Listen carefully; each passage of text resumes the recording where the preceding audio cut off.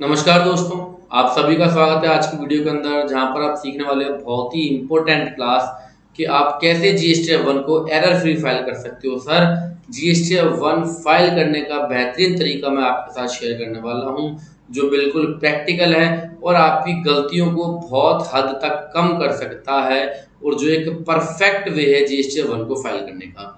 तो फटाफट से आज की क्लास की शुरुआत कर लेते हैं और सीखेंगे सर लाइव जीएसटी 1 को हम फाइल करेंगे आज की क्लास के अंदर for the month of May 2022। तो इस वीडियो को देखने के बाद आपका जीएसटी 1 फाइल करने का कॉन्फिडेंस लेवल अलग ही होगा। तो बिना किसी देरी के फटाफट शुरुआत करते हैं और हम चलते हैं सर टैली सॉफ्टवेयर के ऊपर। हम आ गए हैं टैली सॉफ्टवेयर के ऊपर। तो आपको क्या क्या स्टेप को फॉलो करना है वो मैं आपको बताता चलूंगा और इन सभी को आपको फॉलो करना है, किसी को भी स्किप नहीं करना है। वीडियो पूरा देखना सर, बहुत ही मजेदार प्यारा प्रैक्टिकल वीडियो है।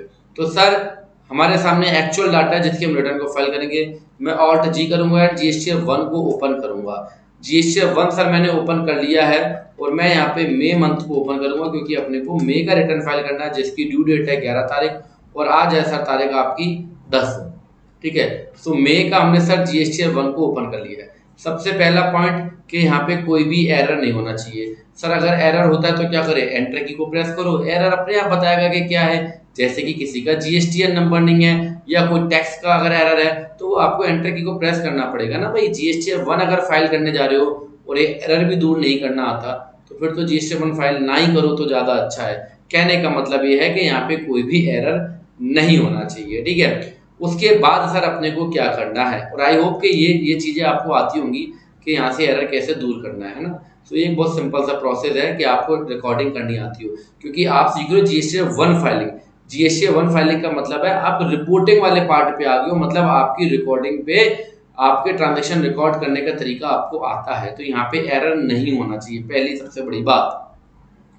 दूसरी इंपॉर्टेंट बात सर कि यहाँ पर वैसे तो मैं आपको बताना चाहूंगा जीएसटी 1 का ओवरव्यू आपको देखना चाहिए। जैसे अभी मेरा जीएसटी 1 मेरे को क्या बता रहा है, हमारा जीएसटी 1 हमें बता रहा है कि हमारी B2B की सेल है प्लस हमारे B2B के क्रेडिट नोट है। ठीक है, क्योंकि यहाँ पे लिखा हुआ है B2B की sale and credit note debit note registered, मतलब ये B2B के है। तो हमको समझ में आना चाहिए कि हमारा जीएसटी 1 हमें क्या बता रहा है ना। ये बेस आपके क्लियर होना चाहिए। कुछ लोगों को ये कंफ्यूजन होता है, कुछ लोग ये चाहते हैं कि हमें ये भी पता लगे कि हमारी इंट्रा सेल कितनी और इंटर की सेल कितनी है। हालांकि आप यहाँ पे एंटर की को प्रेस करते हो तो आपको पता लग जाता है कि आपका जो टैक्स है वो आईजीएसटी के हेड में है, सीजीएसटी है, एसजीएसटी में।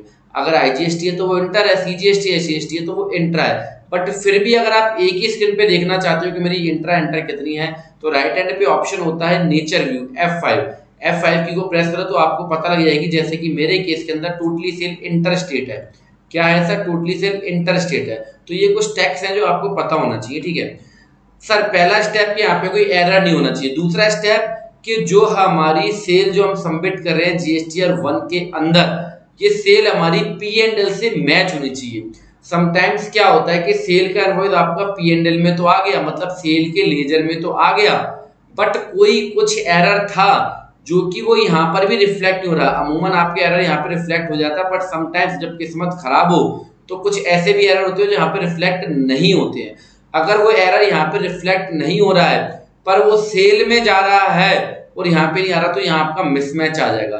तो आपको मिलाना कैसे है, जैसे कि मेरी सेल यहाँ पे कितनी है 6,03,760 रुपए, ये मेरे को अपने P&L से मिलानी है। इसको बिना मिलाए फाइल मत कर देना, नहीं तो बाद में यही परेशान रहोगे कि सर इनवॉइस छूट गया अब क्या करें। तो मैं हमेशा अपने बैच में भी एक चीज बताता हूं कि सर गलती को करने से पहले सुधारो, गलती करके सुधारोगे तो कुछ ना कुछ तो सर आपको पेनल्टी पे करने पड़ेगी, वो चाहे फाइनेंशियल वे में हो चाहे किसी और वे में हो। और वे का मतलब है कि आपकी रिस्पेक्ट कम हो जाएगी ऑफिस के अंदर, आपको अपने ऑनर के सामने निगाह झुकानी पड़ेगी, आपको अपने प्रोफेशनल के सामने सर झुक के जाना पड़ेगा क्योंकि गलती कर रहे हो ना भाई मेरे।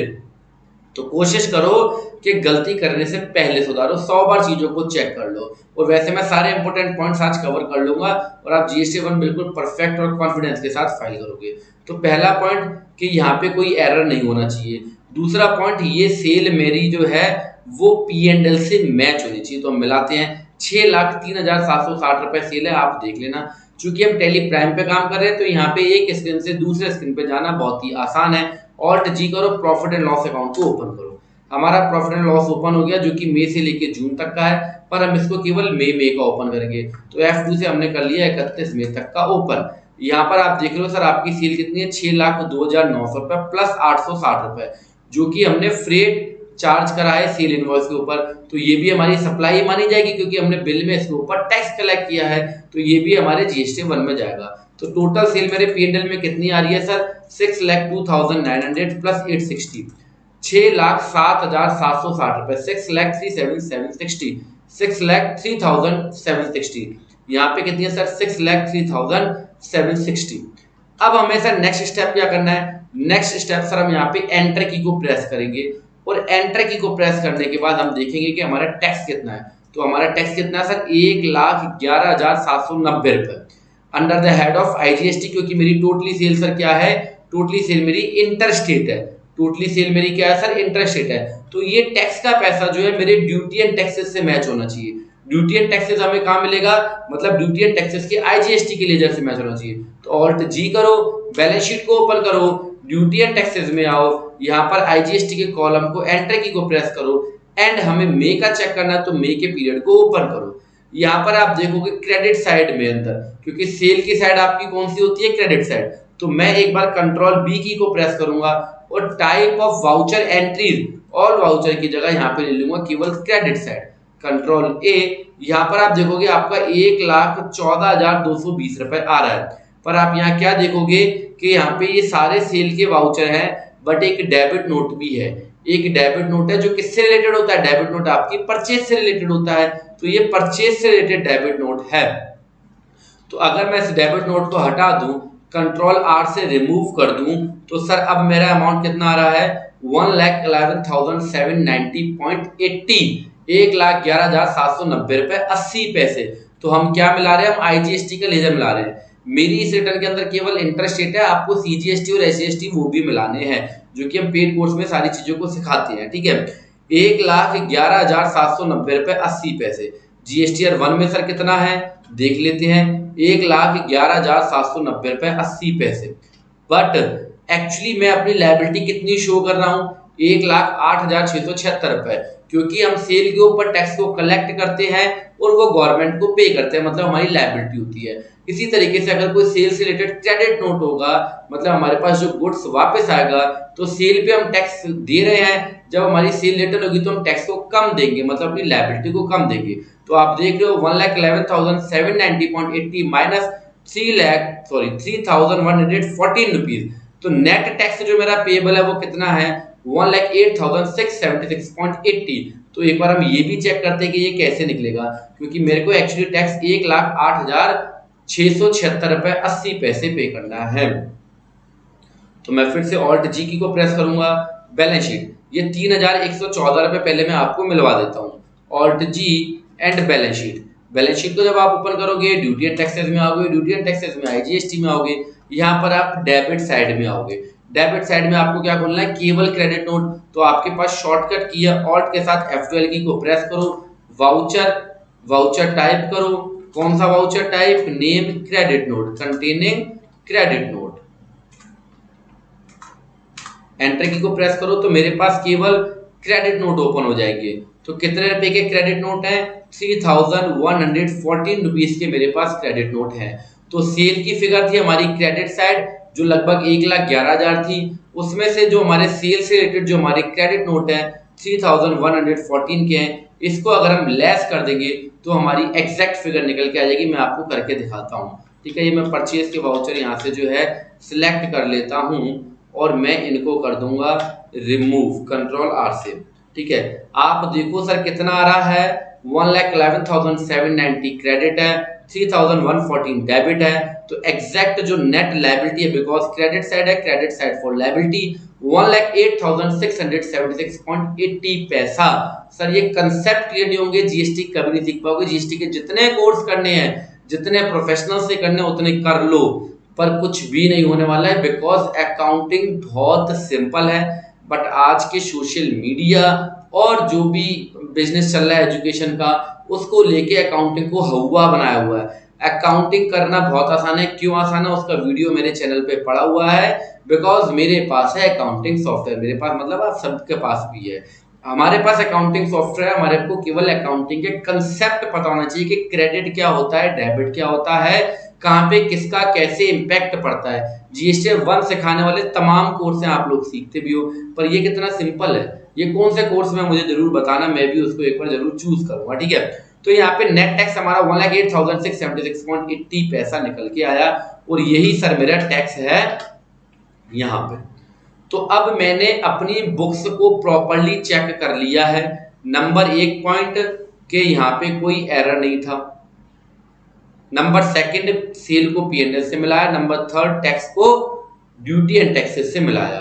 तो मैं हमेशा अपने कोर्स में बताता हूं कि भैया जीएसटीआर 1 आप फाइल कर रहे हो, आपका पड़ोसी तो फाइल नहीं कर रहा, और बुक्स भी आपकी हैं, तो जीएसटीआर 1 वर्सेस बुक्स आपकी मैच होनी चाहिए। ऐसा ना हो कि आप जीएसटीआर 1 में क्या डाटा दे रहे हो और बुक्स में क्या डाटा वो आपको पता ही ना हो, ठीक है। तो यहाँ पे हमने 3 पॉइंट मिलाए, जिससे आपकी 90% कमी पकड़ में आ जाएगी, ठीक है। अब हम एंटर की को प्रेस करेंगे और एक चीज को और मिलाएंगे। समटाइम्स क्या होता है कि आप इंटर की सेल इंटर में देते हैं, फिर बाद में रोते रहते हैं कि आईजीएसटी का टैक्स सीजीएसटी एसजीएसटी में चला गया, सीजीएसटी एसजीएसटी का टैक्स आईजीएसटी में चला गया। तो उसका फंडा आपको बता रहा हूँ। आपको यहाँ पे एंटर की को प्रेस करना और आपको देखना है कि ये जो जीएसटी नंबर है, जैसे कि मैं आगरा यूपी से बिलोंग करता हूँ, जिसका स्टेट कोड 09 है, और यहाँ पर हमें देखना है कि आईजीएसटी में जो टैक्स आ रहा है वो वही टैक्स आ रहा है ना जो अदर देन 09 है।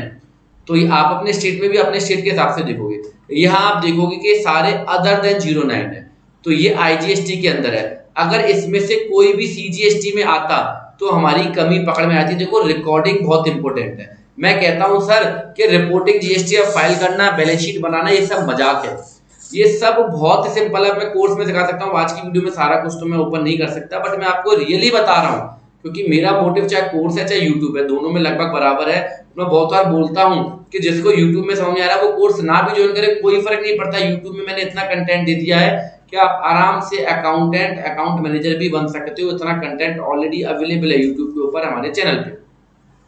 पर कंसेप्ट समझो भाई, इससे डरो मत अकाउंटिंग से। अकाउंटिंग बहुत सिंपल, बहुत आसान, बहुत मजेदार सब्जेक्ट है, पर जब तक आपका कॉन्फिडेंस लेवल अप नहीं होगा, जब तक आपके कंसेप्ट क्लियर नहीं होंगे, कितने भी कोर्स करो, कितने भी साल लगा लो, अकाउंटिंग में कुछ नहीं होने वाला, ठीक है। तो यहाँ पे आपने देखा भैया कि अदर देन 09 है सारे, और सारे आईजीएसटी में। अगर इसमें से एक भी सीजीएसटी एसजीएसटी में आता तो दिक्कत हो जाती, मतलब मुझे उसको सही करना होता, ठीक है।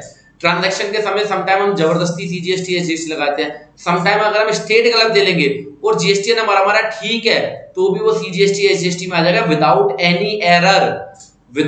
एनी एरर वो सीजीएसटी एसजीएसटी में आ जाएगा। तो इन पॉइंट्स को ध्यान रखो, कॉपी किताब में लिख लो भाई साहब, ठीक है। तो मेरा ये पार्ट भी कंप्लीट हो गया, मतलब मेरी बुक्स प्रॉपर्ली मैंने चेक कर ली है। इतना चेक कर लोगे मेरे भाई, आपका डाटा बहुत बेटर हो जाएगा, आपकी परेशानियां बहुत कम हो जाएगी।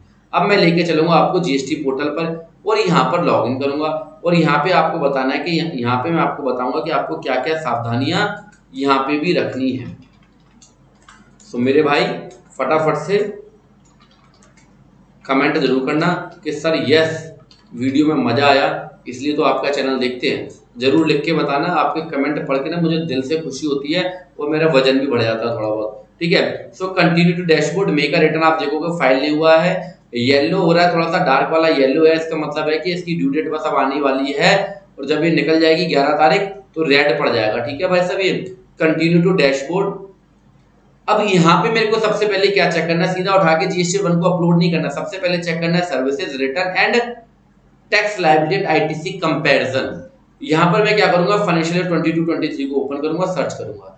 यहाँ हम देखेंगे कि हमारा 1 और 3B जो है वो प्रॉपर चल रहा है कि नहीं चल रहा है। समटाइम्स क्या होता है कि हम 1 में तो हमने लायबिलिटी डिस्क्लोज नहीं की, पर 3B में हमने डिस्क्लोज कर दी, और हमने ये सोचा कि अगले महीने हम जीएसटी 1 में दिखा देंगे। जब अगले महीने का जीएसटी 1 फाइल करते हैं तो आप भूल जाते हो, क्योंकि आप बादाम तो भिगो के नहीं खा रहे हो आजकल। बादाम भिगो के खाते तो शायद याददाश्त तेज हो जाती है आपकी। ये मजाक था मेरे भाई, याददाश्त बादाम खाने से तेज नहीं होती है, धक्के खाने से तेज होती है, ठीक है। तो कहने का मतलब ये है कि ये आपकी टोटली यहाँ पे कोई डिफरेंस तो नहीं, अगर डिफरेंस है तो उसको आप ठीक करो ना। अगले साल के सितंबर का वेट नहीं करना है, जो सब बताते हैं कि भैया अगले साल के सितंबर तक ठीक कर लोगे, वो बात की बात है। अगले साल तक जाना जरूरी है क्या? अगले महीने में ठीक करो ना मेरे भाई, नेक्स्ट मंथ में ही उसको ठीक करो। तो उसको ठीक करने के लिए क्या है कि जीएसटी 1 को आंखें बंद करके फाइल नहीं करना। पहले ओपन करो कंपैरिजन टूल और देखो यहाँ पे कि अप्रैल के 1 में और अप्रैल के 3B के अंदर कोई डिफरेंस तो नहीं था। अगर था तो इस बार के 1 के अंदर उन इनवॉइसेस को मेंशन करूं या जो भी करना है आपको उसको करो, है ना। हर चीज का ट्रीटमेंट अलग है। इनवॉइस छूटा है तो ऐड करो, इनवॉइस में अमेंड करना तो अमेंड करो, वो सारे काम आगे की बात है, ठीक है।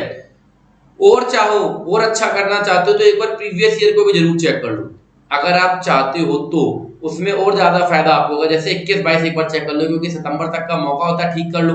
तो यहाँ भी देखोगे अब मेरा तो भगवान की दया से दोनों ही ओके चल रहे हैं। आप एक बार चेक कर लेना कि आपका ओके है या नहीं है, ठीक है। अब इसके अलावा मैं एक बार फिर आपको बैक लेके चलता हूँ यहीं पे, ठीक है।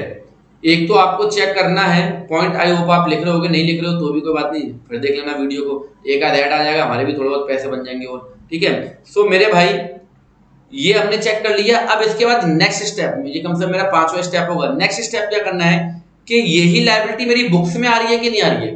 समटाइम्स क्या होता है कि रिटर्न फाइल कर दी पर बुक्स में आपने कुछ चेंज कर दिया, पर आपको ध्यान ही नहीं है कुछ, तो भूल ना जाओ। इसलिए मेरे भाई अप्रैल का हम एक बार 3B जो 1 जो है ओपन कर लेते हैं।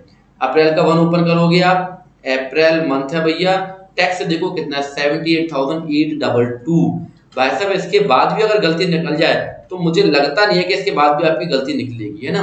सारे स्टेप आपने फॉलो कर लिए जो जीएसटी 1 में आपको चाहिए थे, इसके अलावा कुछ नहीं बचता, इसके अलावा कुछ नहीं बचता। इन स्टेप्स को फॉलो कर लो भाई साहब, बल्ले बल्ले हो जाएगी, ठीक है। मतलब कोई टेंशन नहीं है, बेधड़क जीएसटी 1 को फाइल करो बिना सोचे समझे गोली की तरह, ठीक है। सो मैंने आपको बताया यहाँ पे कुछ स्टेप, मैं फिर से उसको रिकॉल कर देता हूँ, देन हम फटाफट से 1 को फाइल कर लेंगे। तो पहला स्टेप यहाँ पे एरर नहीं होना चाहिए। दूसरा स्टेप, सेल की फिगर आपकी सर P&L से मैच होनी चाहिए, टैक्स की फिगर आपकी ड्यूटी एंड टैक्सेस से मैच होना चाहिए। यहाँ पे आप एंटर की को प्रेस करके देखोगे कि मेरे B2B B2C प्रॉपर्ली आ रही है कि नहीं आ रही है, और जो मेरी इंट्रा और इंटर स्टेट है वो प्रॉपर्टी है कि नहीं है। ये सारे स्टेप्स को आप फॉलो करोगे, देन जीएसटी पोर्टल पे जाके एक बार आईटी से कंपैरिजन टूल को ओपन करोगे, वो 1 और 3 के डिफरेंसेस को चेक करोगे, फिर उसी जीएसटी 1 और 3B के डाटा को अपने प्रीवियस पीरियड के टैली के डाटा से मिलाओगे। आई होप आपको कहानी समझ में आ गई होगी और आपका दिल भी खुश हो गया होगा। तो फटाफट से मैं मेरी का रिटर्न फाइल करता हूँ, ऑल टी से सर एक्सपोर्ट करूंगा, ई रिटर्न JSON फाइल सर, और एक्सपोर्ट सेपरेट फाइल वाले ऑप्शन को नो रखना है। क्यों नो रखना है? क्योंकि आप IFF फाइल करोगे तो यस करोगे, अदरवाइज नो ही रखोगे। मैं इसको डेस्कटॉप पे लेके जाना चाहूंगा एंड HSN समरी को यस करूंगा, डॉक्यूमेंट समरी को यस करूंगा, कंट्रोल A की को प्रेस कर दूंगा एंड सेंड कर दूंगा, ठीक है। तो मेरा JSON फाइल बाहर जा चुका है ये सर, और हम आते हैं टैली के ऊपर, फाइल रिटर्न के ऊपर क्लिक करते हैं। मैं एक बार देखना चाहूंगा रिकॉर्डिंग चालू है या नहीं है, तो रिकॉर्डिंग तो भैया प्रॉपर चल रही है, 18 मिनट भी हो चुके हैं, ठीक है। सो मई मंथ को ओपन कर लेंगे, सर्च करेंगे, फाइल नहीं है हमारा, प्रिपेयर ऑफलाइन पे क्लिक करेंगे, चूज फाइल के ऊपर क्लिक करोगे मेरे भाई, एंड डेस्कटॉप पे लूंगा ऑप्शन और जी लिखूंगा GSTN 1। तो आप देख रहे हो ये और ये GSTN नंबर दोनों सेम है ना, ये GSTN नंबर ये, तो इससे पता लग जाता है। अगर आप बहुत सारी GSTN 1 अपने डेस्कटॉप पे एक्सपोर्ट करते हो ना तो आप भूल जाओगे, तो ये तरीका होता है चेक करने का, दोनों का GSTN 1 सेम है, ठीक है। तो अपलोड कर दो उसको, फटाफट से ओपन करो, देखोगे भैया कोई भी एरर नहीं है और अब प्रोसेस आपका हो चुका है। अब जीएसटी पोर्टल की अच्छी बात यह है कि तुरंत इंस्टेंट ये प्रोसेस कर देता है। आप मेल पे क्लिक करो, अभी नेक्स्ट स्टेप बाकी है मेरे दोस्त, पिक्चर बाकी है, अगला स्टेप भी फॉलो करना बहुत जरूरी है, ठीक है। सो यहाँ पे मेरा डाटा रिफ्लेक्ट हो चुका है, आप लोगों को दिख रहा है। पर अब जीएसटी 1 बहुत अच्छी कर दी है अकाउंटेंट के पॉइंट ऑफ व्यू से। आप जनरेट समरी करोगे और आपको यहाँ पे क्या मिलेगा, जैसे आप प्रोसीड टू फाइल समरी पे क्लिक करोगे तो आपको मिलेगा आपका अपलोड, जो आपने डाटा अपलोड किया वो, तो उसको एक बार फिर से चेक करो। समटाइम्स क्या होता है, आपने जीएसटी 1 अपलोड कर दी, ठीक है, अब हुआ क्या, सामने वाले का जीएसटी कैंसिल हो चुका है, तो वो आपने सोचा भैया मैंने तो प्रॉपर्ली अपलोड कर दी, पर वो यहाँ पे डाटा अपलोड नहीं हुआ क्योंकि वो जीएसटी कैंसिल हो चुका था, सरेंडर हो चुका था, XYZ कोई भी कारण हो सकता है। तो उन कारणों को छोड़ना नहीं है, क्योंकि मैं अपने कोर्स में हमेशा एक बात बोलता हूँ कि जो मैंने झेला है वो कोर्स में पेला है। मैं कोई अकाउंट की फैकल्टी नहीं हूँ, मैं हूँ भैया अकाउंटेंट, और अकाउंटेंट जो चीज फेस करता है वो वही मैं आपको यहाँ पे बता रहा हूँ। तो यहाँ पे आप फिर से मिलाओ 6,21,060 और टैक्स 1,11,790, टैली को ओपन कर लो, 6,21,060 रुपए, 1,11,790, ठीक है। और अगर इसको रेसिपिएंट वाइज ओपन करना चाहते हो क्लिक कर लो, यहाँ पे आपको सबके जीएसटीएन नंबर और सबके इनवॉइस आपको यहाँ देखने के लिए मिलेंगे, इसको भी मिला लो, ठीक है।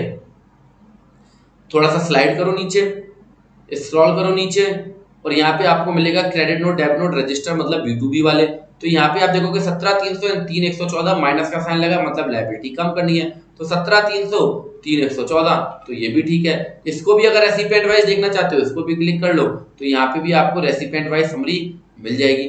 तो ये भी समरी आपको मिल गई, ठीक है मेरे भाई। ओके सर, इसको भी कर देते हैं बंद। इसके बाद आपकी HSN समरी, तो HSN समरी आपकी B2B sale minus credit note debit note, मतलब B2B plus B2C minus credit note debit note, जो नेट वैल्यू है वो होनी चाहिए। तो HSN समरी भी हमारी 6,03,760 1,08,676, 6,03,760 1,08,676, ठीक है, तो ये भी मैच है। और डॉक्यूमेंट समरी भी मेरी यहाँ पर जो मैंने डॉक्यूमेंट इश्यूड करे हैं वो भी मैच है, तो सब कुछ मैच ही मैच है। इसलिए भैया फाइल स्टेटमेंट पे क्लिक कर दो एंड अभी जाना मत भाई सब, ठीक है, कहीं चले जाओ क्योंकि एक इंपॉर्टेंट बात बतानी है अभी, ठीक है। सो फाइल विद ईवीसी करेंगे और हमारे पास सर ईवीसी कोड आ चुका होगा। मैं जीमेल को एक बार ओपन कर लेता हूँ, ओटीपी आएगा, आपके सामने फाइल करूंगा सर, Ctrl+C से कॉपी करना है और Ctrl+V से पेस्ट कर देना है एंड वेरीफाई कर देना है। रिटर्न हो गई भाई साहब फाइलिंग, और सर्विसेज पे आता है return tax liability ITC comparison tool and financial year 22-23 search. देखोगे भैया कितने 1,08,676 रुपए GST1 का डाटा है, और अपनी टैली के अंदर क्या 1,08,676 रुपए, तो बस बन गई बात, ठीक है। अब जो इंपॉर्टेंट बात एक और है, आप सर हमारी वेबसाइट टेलियम इंस्टीट्यूट पे विजिट कर सकते हो या फिर हमारी ऐप को भी गूगल प्ले स्टोर से डाउनलोड कर सकते हो। ऑल कोर्सेज पे आओ, ऑल कोर्सेज पे आने से पहले यहाँ पे मेंबर्स की रिव्यू पढ़ो। ये वो मेंबर हैं जो कि एक्चुअली हमसे पढ़ चुके हैं, और ये सब आपको दिख रहे होंगे लगभग मेरी उम्र के ही हैं, मुझसे ज्यादा भी हैं। ये जो सर आप देख रहे हो ना, या पीछे जो आए थे अभी, ये सीए साहब है ना, तो ये भी आप देख सकते हो ऑलरेडी, मतलब कि अपने पास कोई फ्रेशर नहीं है, मतलब अकाउंटेंट ही पढ़ते हैं। तो आप ये रिव्यू पढ़ो, देन ऑल कोर्सेज पे क्लिक करो। इंपॉर्टेंट बात बताने वाला हूँ, थोड़ा सा नोट करके जाना, ठीक है। 3B अगर आपको फाइल करना सीखना है प्रॉपर एक्सपर्ट वे में, जैसे अभी 1 बताया ना, ये तो केवल एक टेलर था, है ना, पिक्चर 3B में हम दिखाते हैं असली कि करना क्या है। तो यहाँ पे मास्टर क्लास आप ज्वाइन कर सकते हो, ओनली 499 है, जिसकी रिकॉर्ड लाइव क्लास होगी और रिकॉर्डिंग आपको मिलेगी 1 महीने के लिए। 19 तारीख को लाइव होगी, टाइम 8 to 10 इवनिंग होगा, ठीक है। लाइव जो हमारी रिकॉर्डेड क्लास है, जो कि all in one practical accountancy course है, जिसमें सारा कुछ बड़ी आसान से सिखाया जाता है, इसको आप एनरोल कर सकते हो सर। और फीस बहुत ही नॉमिनल है, 4490। इस पे डेली एक वीडियो अपलोड होती है, लगभग अभी 40-42 वीडियोस अपलोड हो चुकी हैं। यहाँ पे भी आप रेटिंग पढ़ सकते हो, 65 पीपल्स ने रेटिंग दी और 5 स्टार है, 5 नीले तारे चमक रहे हैं। यहाँ पे मैं आपको बताना चाहूंगा कि आपके लिए अच्छी चीज एक है, छुपाने का कोई काम नहीं है, आप यहाँ कंटेंट पढ़ सकते हो कि हमारे कोर्स का कंटेंट क्या है, उसकी टाइमिंग क्या है। जैसे देखो पहले सिलेबस है, ये सब फ्री प्रीव्यू है, आप फ्री में देख भी सकते हो। लेवल 1 में हम लोग क्या सिखाते हैं, 1A में हम क्या सिखा रहे हैं, 2 में हमने कौन कौन से पॉइंट, जैसे पॉइंट 2 में remember before recording GST transaction, ये अगर कर लोगे ना तो 90% जीएसटी की प्रॉब्लम ही खत्म इस क्लास के अंदर, ठीक है। ट्रांजैक्शन रिकॉर्डिंग विद जीएसटी, तो यहाँ पे हमने सर्विस सेक्टर और सारे सेक्टर्स की अकाउंटिंग सिखाई है। टीडीएस में हमने क्या क्या सिखाया है, ये ऑलरेडी वीडियोस अपलोड है, आप देख लोगे यहाँ पे टाइमिंग भी लिखी आ रही है, कितने कितने मिनट का वीडियो है। तो ये सारे वीडियो अपलोड है। आप किसी भी कोर्स को ज्वाइन करने से पहले उसकी रिव्यू पढ़ो, टेलीग्राम चैनल पे जुड़ो और ये देखो कि ये कंटेंट अवेलेबल है या नहीं है। आप यहाँ पे सबके रिव्यू पढ़ सकते हो, व्यू ऑल रिव्यू पे क्लिक करो सर। ये सारे रिव्यू उन पार्टिसिपेंट्स के जिन्होंने एक्चुअली कोर्स को ज्वाइन किया हुआ है, कोई भी रिव्यू हमारे हैंड से नहीं डला हुआ है, ठीक है। सो इसकी 1 ईयर की वैलिडिटी होती है। इस कोर्स को भी आप ज्वाइन करके अकाउंटिंग के फील्ड में अच्छा खासा अपना करियर बना सकते हो। सो आई होप आपको आज की वीडियो के अंदर आनंद आया होगा, और मैं आशा करता हूँ सर आप बहुत अच्छे अर्निंग करो अकाउंटिंग के फील्ड में। अकाउंटिंग बहुत आसान है, बहुत सरल है, कुछ भी स्पेशल नहीं है इसके अंदर, बड़ा ही इजी सा सरल सा कंसेप्ट है। बस थोड़ा सा अपने दिमाग के जो गेट है ना उसको ओपन करके रखो और कंसेप्ट को समझ जाओ। आई होप मैं जिस वे में आपको मैसेज डिलीवर करना चाहता हूँ वो वे आपको मिला होगा। So thank you very much, धन्यवाद।